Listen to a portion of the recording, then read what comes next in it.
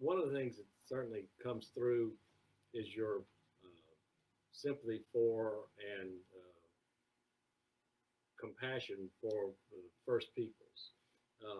That's particularly interesting to me and to those of us here because, as I was telling you yesterday, we were uh, driving around Tupelo. The Chickasaw Nation, the height of their civilization was here in Tupelo. There were 5,000 Chickasaw before the Trail of Tears. Their families were here. They're this part of North Mississippi, Northwest Alabama, where the Chickasaws for hundreds of years, and their ancestors thousands of years before that. So we are sensitive to that too. And in fact, in the process of building a heritage center that they are coming back from Oklahoma to build with us. And I hope people who are watching this will stay tuned for that because it's going to be a wonderful thing for Tupelo. It'll be the first time in American history that a tribe that was taken off on the Trail of Tears comes back, and the Chickasaw, they're part of the title of this campaign is the journey home. The Chickasaw is unconquered and unconquerable, and say, yes, you did this to us, but we didn't all die on the trail. We stuck it out. We made it, and now we're coming back. So to give us a sense of yours up in Minneapolis and just in your all the books, not just the court, but certainly this Tender Land and Ordinary Grace too. Tell us a little bit about your sense of understanding about our Native American. Sure. In Minnesota, we have two dominant tribal affiliations. In the north, it's the Ojibwe, the Anishinaabe, and in the south, it's the Dakota. Because I set my novels in northern Minnesota, in the Corporal Connor series, I deal significantly with the culture of the Anishinaabe. I decided to incorporate the Ojibwe culture into my stories very early on for this reason. I'm not native to Minnesota, but when my wife and I moved to the Twin Cities, we began doing during the summer what everybody in the Twin Cities does during the summer.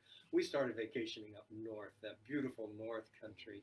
We began spending a part of every summer at a YMCA camp, very, very within spitting distance of the Canadian border.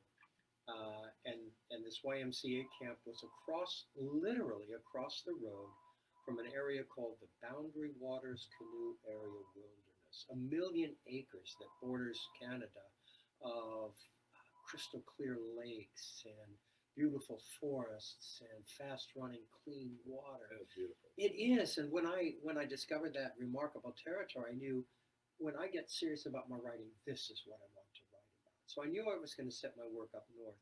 And when I took a really good look at the North Country, I realized you can't tell a true story set in northern Minnesota without including the Ojibwe as an element of your story, because their influence up there is ubiquitous. It's everywhere, and it's powerful. So I decided, okay, the Ojibwe are going to be a part of what I write about. Now, what did I know about the Ojibwe at that point? About what most white people know about the native cultures we live shoulder to shoulder with. But I was a cultural anthropology major in college, so the idea of learning about this culture, not my own, was really exciting. Yeah. And I began in the way all good academics begin. I began by reading. I read everything I could get my hands on, and in the course of my research, I began to meet members of the Ojibwe community and form relationships that have become important friendship across these years. And so I have to admit that my awareness of the Ojibwe culture really began for mercenary reasons. But across all of these years, I have come to a place of great respect, great admiration for the complexity, the richness, the antiquity of the Ojibwe culture and other native cultures in our nation. Well, that comes through, and certainly, like I said, not just in the Court O'Connor series, but all your writing.